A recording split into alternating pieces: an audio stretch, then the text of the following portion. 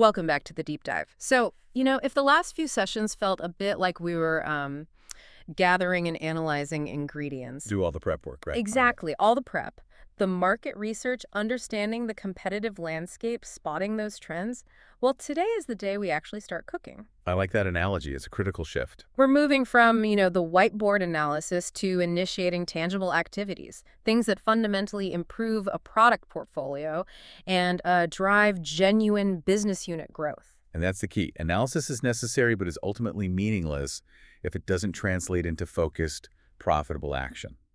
So the mission of this deep dive is to equip you with the essential frameworks, the blueprints, really, for effective portfolio management. And we're going to be focusing specifically on growth definition and financial optimization. That's right. I think we need to set the stage immediately. Our foundation, the organizational spine for all these actions, remains this core concept that product management is centered on the life cycle of every single product. We're going to use the product life cycle, or PCL, to structure everything we do. Precisely. And incorporating that life cycle model into your daily work isn't optional. It's absolutely key to allocating your most valuable resource, your time, correctly. Right. But while that internal optimization using the PCL is crucial, the central massive challenge always remains. How do you create portfolio growth that's substantial enough to support the mandated growth of the entire business unit? That's the million-dollar question. Yeah. And it means looking outside your current offerings. Because. So to tackle that dual challenge, we're going to dive deep into the specific frameworks that translate strategy into execution. First, we'll detail the required activities across those PCL stages. Second, we'll unlock the power of the heavy-hitting strategic decision matrices, the GE matrix and the Ansoff matrix for defining where and how to grow. And finally, We will drill down into optimizing performance, where we'll quantitatively prove why the outsized power of pricing must, dominate your financial focus. we're giving you a true shortcut today. This isn't just about reviewing concepts. It's about understanding the high-leverage applications, the pitfalls, and the strategic implications of these models. So you can make critical advanced portfolio decisions. Exactly. You'll walk away well-informed, ready to manage the complexities of a multi-product offering and drive profitable growth. Okay, so let's start with the basics, right? What are we even managing here when we talk about the portfolio? Yeah, what does that actually mean? It's the complete set of offerings you provide, the full collection, and it's specifically designed to match the customer needs you've already identified in the market. It's not just a list of SKUs. That's the key thing to remember. No, absolutely not. It's a strategic map. And displaying your portfolio, whether you use technical parameters like functionality and Ampere or market parameters like customer segment and application, that is a critical communicative act. How so? It forces you to look at the entire landscape, which you can then communicate internally and externally. But most importantly, it serves as a critical sanity check on two levels. Okay, what are those two levels? Well, first, the parameters themselves. Are you defining your offerings in a way that truly matters to the customer, or just in a way that's convenient for your engineering team? A very important question to ask. And the second level? The second, and most critically, is that the visualization immediately reveals strategic gaps. And the lifecycle model becomes the ultimate diagnostic tool for finding those strategic gaps, especially the long-term threats. For sure. So if you plot your entire portfolio on that PCL curve: development, introduction, growth, maturity, decline, and you see a cluster of products currently sitting in the decline phase, what immediate threat does that present? It's an immediate screaming alarm bell. I'm not exaggerating. Right. If you have several high-volume products entering decline, you are facing an inevitable loss of sales and revenue. Let's say 15% of your total business over the next 2 to 3 years. That decline is baked in. It's going to happen. And if you don't have enough product volume currently in development or introduction to offset that loss, then you have a massive development gap rapidly approaching. This requires an immediate long-term development plan just to replenish the portfolio and stay afloat. So the PCL isn't just about managing today's performance. It's a crystal ball for predicting tomorrow's revenue shortfall. It is. And while, formal development prioritization might happen later, identifying these decline clusters now lets you start that informal communication process. Yeah, getting out there and talking to people. Getting market feedback from sales, from R&D, key customers, all about what should be developed next to fill that looming vacuum. Exactly. The PCL provides the necessary time horizon. Once we know where our products are on that curve, we know exactly what our priorities should be for that specific product. Right. Which brings us to the core principle of resource allocation. I mean, if you're a product manager for 5 different products, those 5 products demand 5 very different sets of activities. Absolutely. The core principle here is focus. The activities you perform on a daily basis must reflect where that specific product sits in its life cycle. And if you neglect this, You risk having an underperforming product that never realizes its potential, or, even worse, you waste your limited time on low-leverage activities. okay, so let's go through those essential activities and let's move beyond just a simple list and really focus on the high leverage work required at each stage. Sounds good. Let's start at the beginning, product development. Here, the focus is almost entirely internal and strategic. You're setting the foundation. So you're defining and developing the business case, the ultimate justification for the project. Right. You're also closely monitoring the R&D project to ensure it stays on time and on budget. You're planning meticulously for the introduction phase, and crucially, you're establishing relationships with pilot customers. Why are those pilot customers so critical? To refine the offering and validate market fit before a mass launch, you want to iron out the kinks with a small, friendly group. The tension here is often between R&D, who always want more time to polish, and the PM, who needs to lock down the scope and timeline. Always. But once that product launches, we hit the introduction phase, which is just a mad scramble for visibility. Yeah, a total shift. Yes, activities here shift externally and are all about activation and control. You're racing to create the essential launch materials, establishing that critical first-shot price positioning, which we'll talk a lot more about later. And actively raising awareness through targeted promotional actions, conducting intensive training for both the internal sales force and external partners or end users. Right, and because everything is new, you have to maintain tight, almost obsessive control over product quality during this initial rollout. Any quality issue here can just kill the product's long-term reputation before it even gets started. It can. It's a make-or-break moment. Then, if the launch succeeds and acceptance is high, we enter the rapid expansion of the growth phase. This is the volume sprint. And the activities here are relentless, designed specifically to capture market share fast. This includes ensuring price acceptance, making sure the market is comfortable with your initial positioning, And driving aggressive market penetration and segment focus, expanding the product, maybe adding accessories or variations. and working hard to build brand preference. The key focus here, the only thing that really matters, is maximizing volume and securing market share rapidly, often at the expense of short-term margin purity. That rapid sprint then transitions us into the maturity stage, which is typically the longest and most profitable phase, but it's also the most competitive. For sure. In maturity, the market is saturated, and competition tends to increase significantly because everyone wants a piece of this established pie. So your activities have to pivot. They pivot to optimization and defense. You start working intensively on product differentiation and enhancements, small feature improvements or new applications. You drive hard for cost reductions internally to defend your margins. You look for application expansion, new ways people can use the existing product, and critically, you focus resources on working to build customer loyalty. Right. And then finally, the inevitable planning for the exit, the decline phase, Which is all about winding down responsibly. and profitably. Here, the activities are focused purely on that. We initiate end-of-life management. We take specific pricing actions, which might mean managed price increases for legacy support Right. or strategic inventory clearance. And you execute a cost takeout or transfer of production to a cheaper facility and put together that final structured transition or obsolescence plan for your existing customer base. Exactly. That detailed breakdown really highlights the strategic allocation of time and money. I want to zero in on a point you made about resource constraints, specifically the tension between build customer loyalty and market penetration. Oh, it's a superb illustration of strategic priority setting.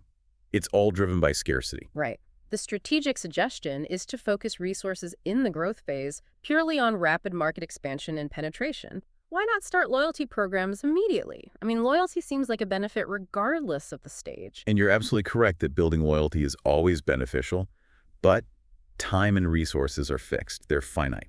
Okay. During growth, the highest leverage activity, the one that drives the largest, fastest increase in your net present value, is conquering territory, It's pure expansion. And loyalty programs are high effort. They're high-effort, long-burn activities. They divert energy from training new sales channels, establishing new distribution, or just handling the surge in logistics that rapid growth demands. So it's a strategic deferral. You maximize your gains in the growth phase by focusing on volume, and then you reserve that high-effort, long-term activity of build customer loyalty for the longer maturity phase. Exactly. And why? Because that is exactly when increasing competition makes loyalty a high-value, essential activity. You've maximized your market size. Now you need to defend it against competitors who are trying to steal your base with small enhancements or lower prices. Loyalty becomes your moat. That's managing portfolio execution, prioritizing the strategic necessity of the moment. That makes perfect sense. Now let's talk about product status beyond the simple sales curve. We often use the PCL curve based on sales and revenue, but internally, products move through these rigid end-of-life statuses related to production, availability, and support. And this is crucial for long-term customer relationships. I can imagine. Managing these internal statuses is one of the most operationally challenging parts of the PM role, particularly in industries with long product lives, like industrial components or specialized software. Right, where things last for decades. Exactly. The length of the entire life cycle and each stage is highly dependent on the product and industry. It could be months or 20 years. But the PM is responsible for managing these transitions and all the communication around them. Okay, let's walk through the 4 internal stages, focusing on the operational challenges of moving out of that first, easy stage. So first, the active stage. This starts with sales introduction and encompasses the majority of the product's commercially viable life. It's actively sold, includes standard support, warranty, training. It is the cheapest and most efficient stage to maintain because you have economies of scale. And this stage ends when? It ends when the decision is made to cease volume production, often due to component obsolescence or the introduction of a new generation product. Once volume production stops, it moves into the classic stage. This is where the costs start to rise dramatically, right? Absolutely. The classic stage is a profit drain if you mismanage it. The product is still produced, but only in single units, strictly on demand. So you lose all economy of scale. All of it. You might have to run a very expensive production line for just 1 week a year to meet minimum order quantities for certain components that are becoming rare. Support is still available, but the financial metrics change completely. And the PM has to set the price to cover those higher costs. They must. It's critical. And the next transition is into the limited stage. What stops here? In a limited stage, the manufacturing of new products ceases entirely. You are no longer accepting new orders for the core product. At this point, the entire operation shifts to servicing the existing installed base. So only spare parts are being made. Exactly, and this is a complex logistical challenge. Your component suppliers may be scaling down, forcing you to make bulk, lifetime buy purchases of key items to secure future serviceability, which locks up a lot of capital. And finally, the definitive end, the obsolete stage. This is the hard stop. It's entered when the availability of spare parts and service can no longer be legally or financially guaranteed. Why does that happen? Typically because the old technology just can't be upheld with relevant cost, or often because regulatory standards have changed, and the old product can no longer meet modern safety or environmental requirements. So managing these 4 internal stages is crucial for long-term customer satisfaction and profitability, but it highlights that you have to manage both forward with new development and backward with end of life all at the same time. It's a constant balancing act. Okay, so we've used the PCL to understand the health of our current portfolio and to spot those inevitable revenue gaps down the line. We've seen the fires we need to put out, or rather the capacity we need to build. Right. Now, the next logical step is defining where we need to go to secure that business unit growth. We need the maps to find the gold, and that's where the decision matrices come in. Let's start with the GE matrix, sometimes known as the directional policy matrix. The GE matrix is an invaluable tool for defining strategy in a specific segment or market. It gives you a clear idea of what action to take based on assessing the external environment and your internal capabilities. And it does that across 2 critical dimensions. It does, and those dimensions force an intellectual honesty, which is often the hardest part of any strategy. What are they? The 2 dimensions are market attractiveness, high, medium, or low, and your own competitive strength, strong, average, or weak. By plotting your product or business unit on this 3x3 grid, your prescribed strategy becomes immediately clear. Before we get into the strategies, let's pause on market attractiveness. For a professional audience, we know this isn't just about the growth rate. Oh, that's a crucial distinction. It's not just growth. So what are the key components that define true market attractiveness? It's a composite score. Yes, future growth rate is important, but you have to factor in the competitive intensity of the market. How many players? How aggressive are they? You must assess the margin structure. Can you actually make money here? And the regulatory environment. Critically, the regulatory environment. Are there high barriers to entry, complex compliance issues, or strategic dependencies that make entry riskier or more costly, regardless of the growth rate? So a high-growth market with terrible margins and aggressive regulation is actually... Attractiveness, absolutely. That reframes the entire model. Okay, now let's look at the extreme scenarios. If we are in that upper left corner, high attractiveness and a strong competitive position, what's the mandate? That is the ultimate quadrant. It's the cash cow and the future combined. The strategy is unambiguous: defend, grow, and invest heavily. You have a superior position in a promising environment. You double down. You use your strong position to outpace any competitors who might try to catch up. Exactly. And the opposite corner, low market attractiveness and a weak competitive position. In the cold light of prioritization, this is where you cut your losses. The risks here are too high, the required effort to gain share is immense, and the expected returns are low or even negative. So the suggested strategy is withdrawal. It is. You should move those resources and investments to other, more promising markets or products. But I want to challenge that withdrawal mandate for a moment. What if that product, while weak and in a declining market, is strategically necessary to maintain a relationship with a core customer who buys all our other profitable products? That's a sophisticated and necessary challenge. Does the matrix account for those strategic dependencies outside of direct financial return? It doesn't, not inherently. The matrix, by its nature, is a simplified financial and market tool. It doesn't factor in cross-product dependencies or switching costs for customers. So a good product manager. A good product manager must treat the matrix's withdrawal recommendation as a strong suggestion, not an absolute law. If the product is an entry ticket item, something you have to offer to play in a profitable ecosystem, you might instead transition to a highly automated, low-touch harvest strategy. Meaning you minimize investment, but maintain a presence. Exactly, even if the model screams withdraw. That's the kind of nuance a deep dive needs. Most products, though, fall into that middle ground. What are the strategies there? The strategies in the middle are highly situational. For example, if you have a low attractiveness market, but you still possess a strong competitive position, you might not want to invest in growth because the market ceiling is low, but you certainly don't want to withdraw. So we shift to manage for cash. Exactly. This is the harvest strategy. You use your competitive strength to maintain market share, but you become ruthlessly cost-sensitive. You reduce marketing spend, delay non-essential improvements. You're essentially generating high cash flow from a stable asset without major new investment. What about the truly difficult spot? A weak position in a highly attractive market, that upper right quadrant. Yeah, that's a tough one. If you have a weak position in an attractive market, this is high-risk, high-reward territory. You either have to aggressively attack the market leader, which is expensive, or, more realistically, you attempt to find a defensible niche where your product can truly compete. and finding that niche means specializing by application, geography, or a unique feature set that the larger players are ignoring. It does.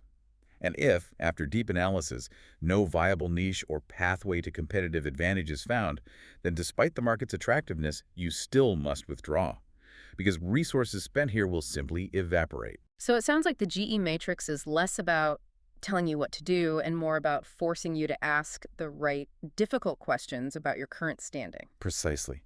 It guides us to take wise decisions by forcing us to face the realities of our position and the market's true potential, stripped of all our internal optimism.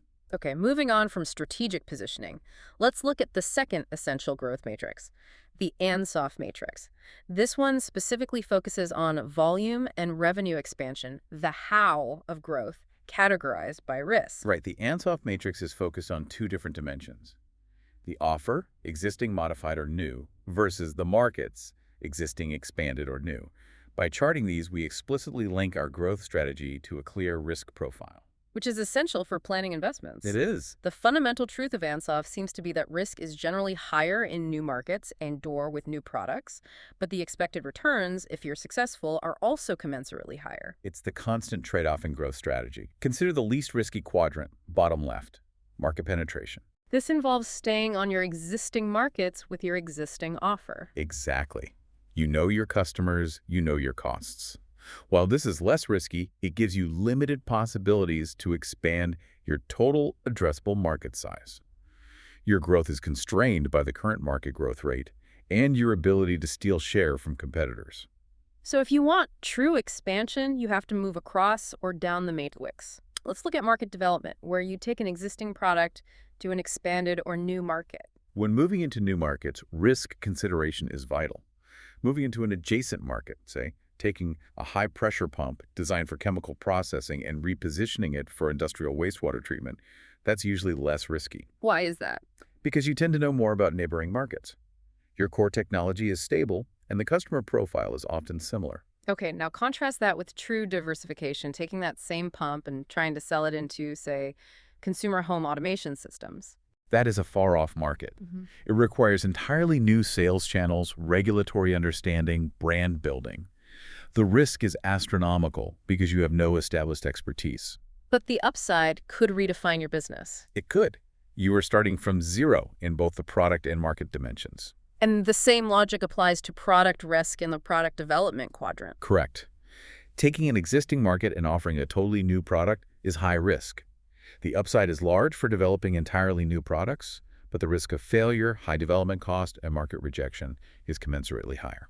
Which brings us to the critical planning step for any major expansion that moves away from that safe bottom left quadrant. Yes. So when you anticipate large expansions, moving into genuinely new markets or rolling out genuinely new offerings, the investment is substantial. What are the key considerations that must be formalized in a business case? This is where we stop talking about models and start talking about execution and cash.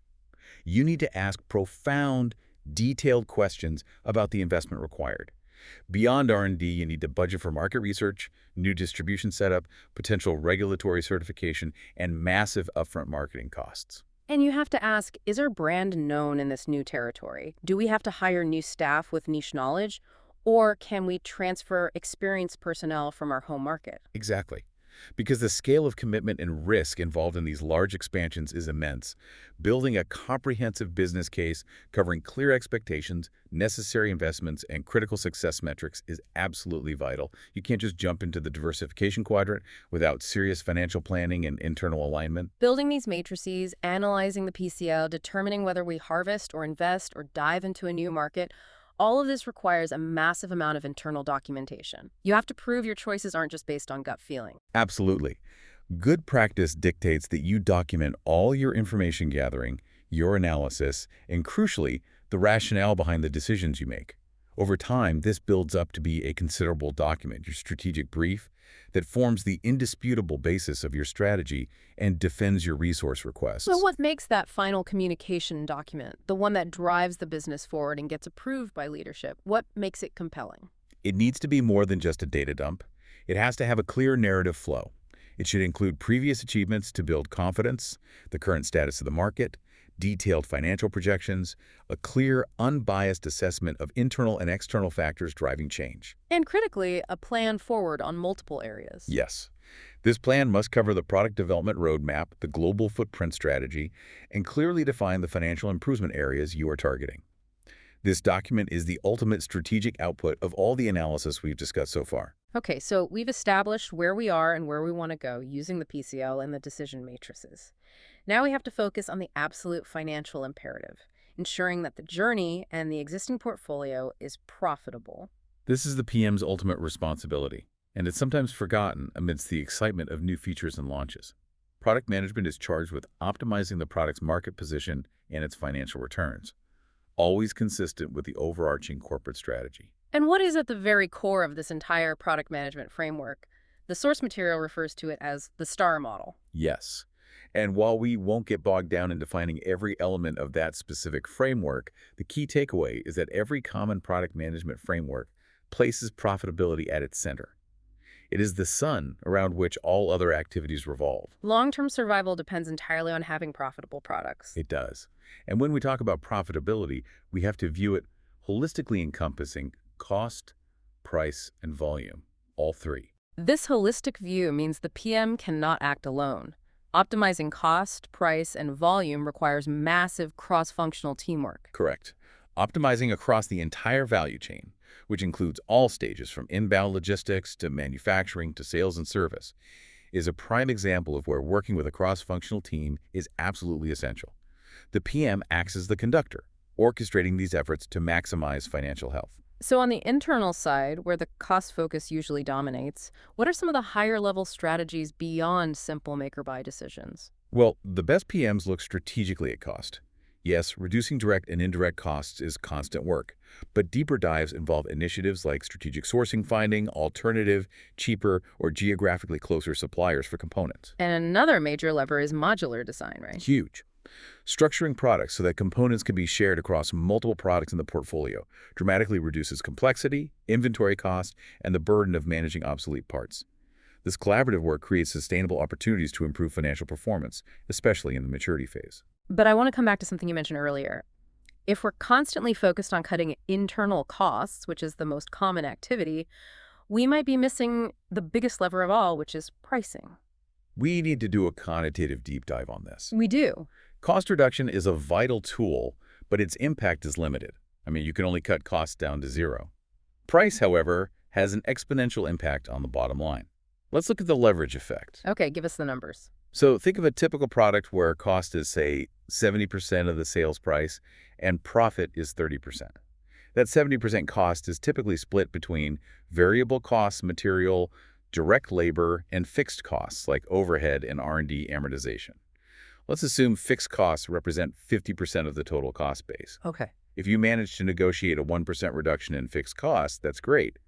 But if you increase your price by just 1%, what happens? The increase immediately falls straight to the bottom line, assuming your volume remains static. Exactly. And because fixed costs are already covered, a 1% price increase can translate into a 3 or even 4% increase in operating profit, depending on the margin structure. The leverage is unmatched.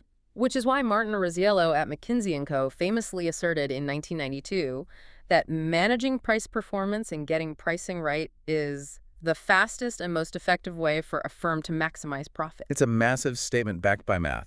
Fastest and most effective. It proves why pricing cannot be an afterthought determined by some blanket corporate guideline. It can't. The pricing structure has to be consistent with the product's positioning and, crucially, with the unique benefits perceived by the customer. It requires a detailed analysis of 4 key factors: the broader industry, the customer, the cost, and the competition. So once that analysis is done, what is the logical, structured sequence for actually setting that final price?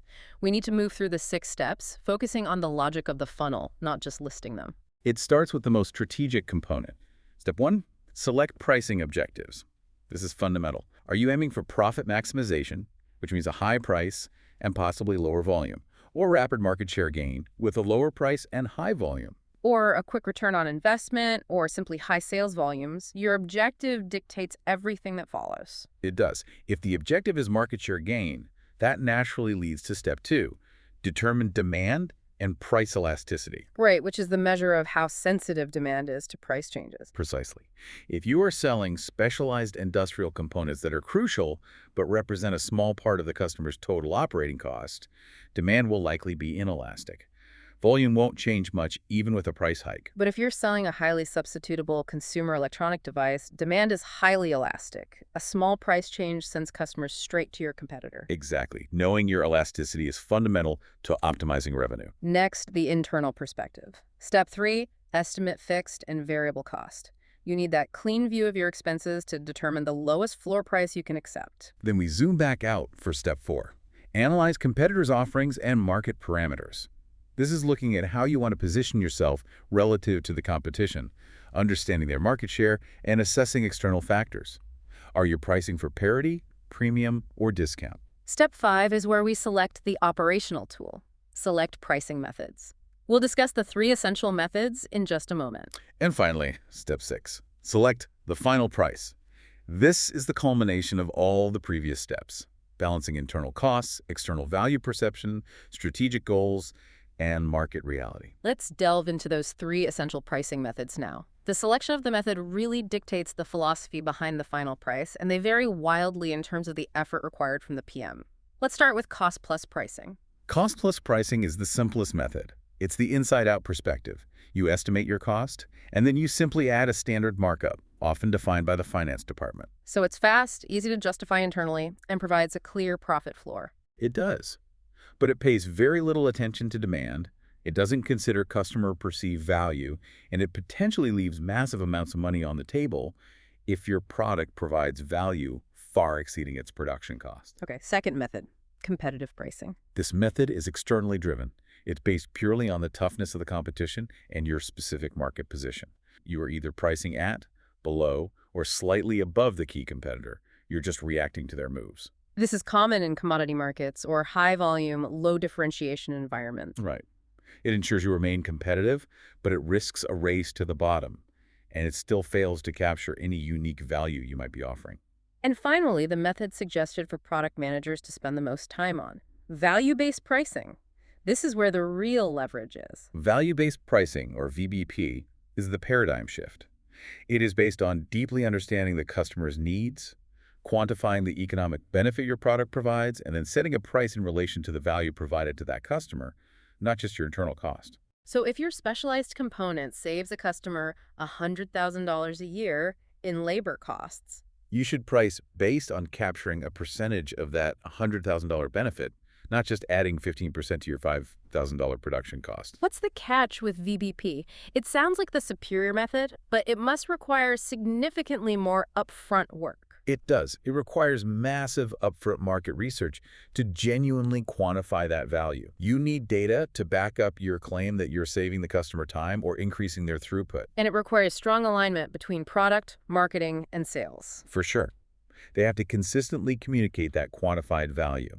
If sales just focuses on the features and fails to articulate the economic benefit, the premium price won't hold. But this method is widely adopted by companies with a portfolio of premium, high-quality products where the benefits far outweigh the basic cost. Exactly. It ensures maximum margin capture. The source material perfectly sums up the financial risk and reward of pricing by calling it the sword of pricing. That's a perfect metaphor, because pricing cuts both ways, with high impact in either direction. We already established that a small price increase generates a large leveraged increase in profit. If you are focusing on value-based pricing, you're wielding the positive side of that sword. But the reverse, the warning side of the sword, is equally dramatic, especially when it comes to discounting. Yes, discounts, which are often given out way too easily by sales teams eager to close a deal, quickly and significantly erode margins. Because the price reduction is applied to the gross margin, not the cost base. Right, and the loss of margin often requires a massive and often impossible increase in volume just to break even again. Product managers need to enforce pricing policies and put special attention on minimizing unnecessary discounting because the damage is just outsized. The focus has to be on maximizing value, not simply minimizing cost. Hashtag outro. We've covered a tremendous amount of ground today, transitioning from strategic analysis to truly actionable management. Let's quickly summarize the dual focus of effective portfolio management that you must implement immediately. Okay. First, internally, we use the product lifecycle model to balance the portfolio. That ensures we're conducting the correct daily activities for each product, stage shifting from penetration and growth to loyalty and maturity. Right. And crucially, we use that PCL plot to address long-term development gaps signaled by clusters of high-volume products entering decline. It's a preemptive alarm system. Exactly. And second, externally, we define where and how to invest for future growth using our strategic matrices. The GE matrix forces a strategic choice based on market attractiveness versus competitive strength, whether to invest, harvest, or withdraw. While also accounting for critical market nuances like strategic dependencies. It does.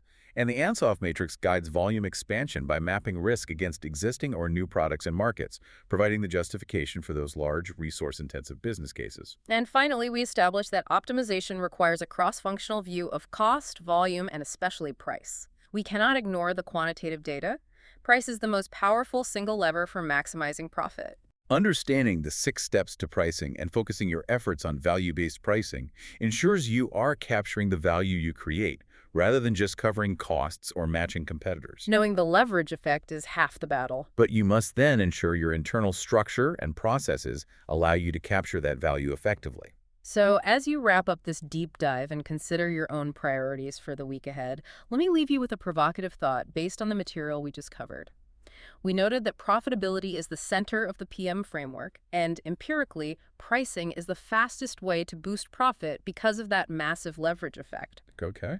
However, internally, most organizations tend to spend the vast majority of their time focused on minimizing cost haggling over supplier contracts, trimming budgets, and so on. That is the daily reality of the PM, for sure. So how, then, should the focus on minimizing cost, which tends to dominate our internal work, be strategically and culturally rebalanced relative to maximizing customer value and optimizing price? If a 1% price increase delivers vastly more profit than a 1% cost reduction, what does that imply for the structure of your internal meetings, the KPIs of your sales team, and the value quantification training you provide to your marketing team? Should the PM's focus shift away from being the cost watchdog and toward being the value champion? A critical question for every product leader who wants to move beyond management and into genuine growth strategy. That's all we have time for today on the Deep Dive. Thank you for joining us. We hope you feel well informed and ready to apply these powerful frameworks.